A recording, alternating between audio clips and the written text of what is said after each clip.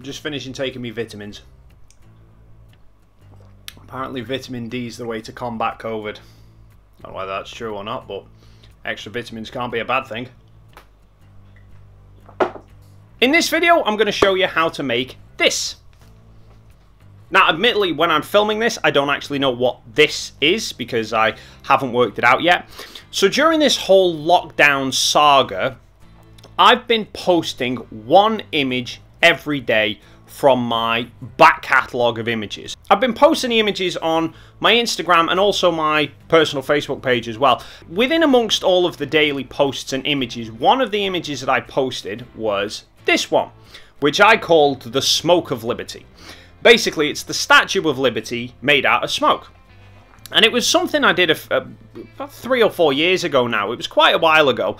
But there was a couple of people got in touch with me after that saying that they would like to see a tutorial on how to create images like that using smoke. Now, it will come as no surprise to you that it was quite heavily photoshopped.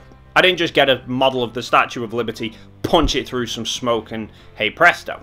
So we're going to start by photographing the smoke and then we'll get everything onto the computer and then we'll kind of go from there. Like I said, I don't actually know what the finished image is at the moment. I'm thinking maybe the hearts with hands, but I don't know whether that'll be possible or not. I don't know. We'll work something out. But anyway, first thing we need to do is get everything set up. Now, in terms of what you're going to need, firstly, you'll need some space to shoot, but you don't need a huge amount of space. As you can see, don't really have too much at the moment. You'll need some form of lighting and a way of running it off camera. You're not having on-camera flash for this. You'll need a tripod for fairly obvious reasons. You want the camera to be static through the entire shoot. Some form of backdrop. Now, this is a fairly long black cloth that's going to be both the backdrop and also the table cover as well, because you're only focused on the smoke at this point. Then obviously you need some way of making the smoke, and for that I use these smoking candles. You can buy them online. They're just these little cones, but when you set them on fire, rather than a normal candle where you get a flame, these just create continuous smoke. Not a huge amount, just a little bit. So that's what's going to make the smoke. But I probably wouldn't recommend you putting a lit candle of any form on a cloth backdrop. So for that you need something to put the candle on, and I'm going with this little slate disc. I mean, pretty much anything that's not flammable you'll be fine with. So just something to hold that on. So now I'm going to clear some space, set a table up, and hopefully we'll get cracking with this.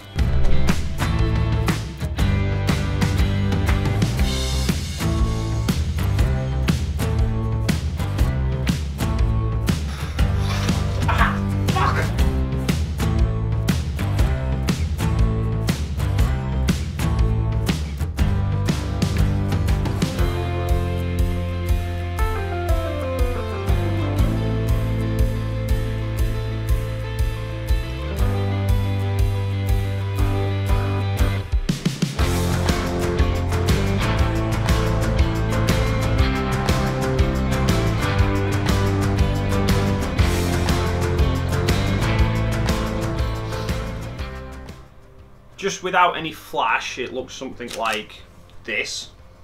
But without any flash, it's really difficult to see the smoke. So that's what the flash is going to highlight the smoke. You don't really need a particularly powerful flash for this. But you can see the problem is by putting them at the front, like on-camera flash would do, it's not highlighting the smoke, it's just lighting everything up. So we're going to move the lights behind, and then that way the light's going to come through the smoke and highlight it a bit better.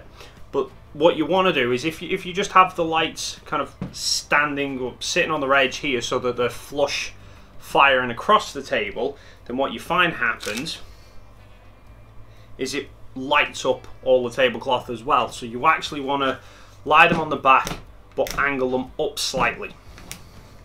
The other thing you can do, what I'd recommend you do, is put something in front of the flashes. Not obviously square in front of them, that would be stupid, but something to block them from spraying light straight down the lens. So you want to shelter the flashes away from the lens, but obviously not block the your view of the smoke either.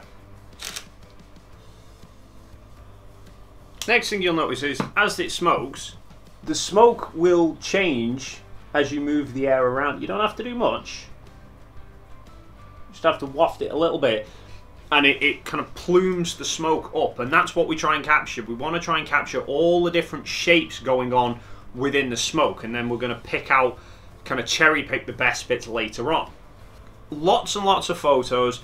Every time we're just going to kind of disturb the smoke a little bit and then let it all kind of flow through, and then once it settles back down to just that constant stream of upward smoke, you then waft it again and then try and capture as many different shapes as you can. You don't need to do much, just to kind of push down slightly just to build the pressure up around the candle, and then as you pull up it just kind of creates a bit of a vacuum. And you really can't take too many photos at this point. This is just cataloguing, if you like, trying to create as many different kind of looks and styles for the smoke as you can get, so that then later on, when you're then trying to create the finished image, if you like, you've got a bigger collection to go through, trying to find what's going to look like this little bit here.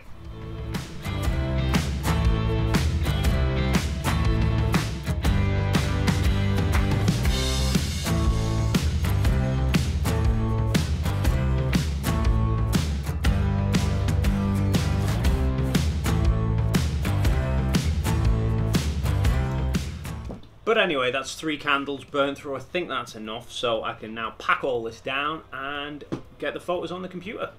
Now that we have a ton of different smoke images, we can start to look for the shapes within the smoke that resemble what we're trying to make. Admittedly, this is where I need to decide what I'm actually going to make. I am thinking maybe a heart. I think a heart coming out of the cone here could look quite nice. Won't know until we actually try it. So now we can get Photoshop open and we'll bring in the heart picture as a reference. It's good to have a design, something to work off as an overlay, so that it makes it easier to work out, is the shape the right shape and where do I need to put it, rather than just trying to guess everything blind. I think the first thing I'm going to look for is a good solid base. So I want something that's going to show the base of the cone really well. So it's not when it's really burnt down, while it's still a fairly fresh cone, but I don't want to risk a shot with a maybe very strong smoke covering the cone. I want something where there's not as much smoke to begin with, so I think somewhere around here is maybe, I think that might be a good starting point. So we can load this one into Photoshop, and then we'll get the heart overlaid over the top of that. Now obviously you can cheat this a little bit by using the liquify tool, because you're dealing with a completely black background anyway. You can kind of bend and deform the smoke to look how you want to start with. In fact, if I resize that heart down, that's a very good start, I think. And then we'll go back through and find the next image to use. So I'm thinking this one for the right side. Now as you start to bring the new layers in, you'll obviously have to remove the areas of the image that you don't want and change the blend mode so that you can actually see where you're going with it, and we'll probably flip that, I think. And then you just pretty much repeat this over and over until you've got the outline of what you want. So I think that works pretty good there for that curve.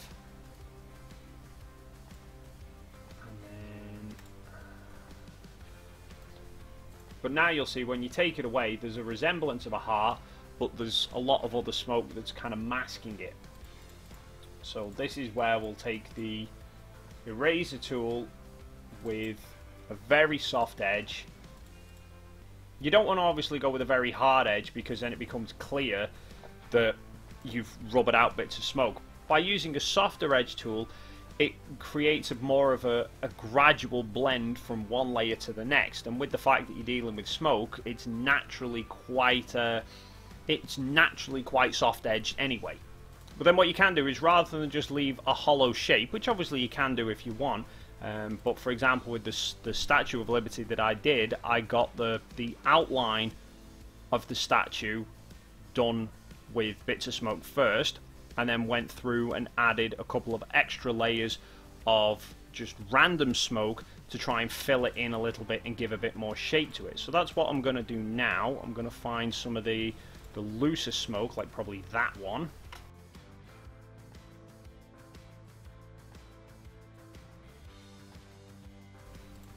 And that's it. Obviously this is a very simple shape to go with, a very simplified version, but as you can see here, you can do quite complex shapes. It just takes a little bit more time. With the Statue of Liberty, I resized a lot of the smoke and created these much more intricate details, which obviously you can't really do with a heart. But if you were to do something like this with a more complex shape, you can change the sizes of the smoke to create whatever shapes you really need. Although I believe with the Statue of Liberty as well, I also had a lot more files to go off, so I had a lot more shapes. You'll kind of notice, even though I've got like 100+ photos here, a lot of the smoke shapes are quite similar to each other. So you might find that doing 200 or even 300 photos makes the editing process so much easier. But that's it for this video, guys. As always, if you have any questions or queries, the comment box is down below. While you're down there, if you haven't already, please consider hitting the like and subscribe button, and hopefully I will see you in the next video.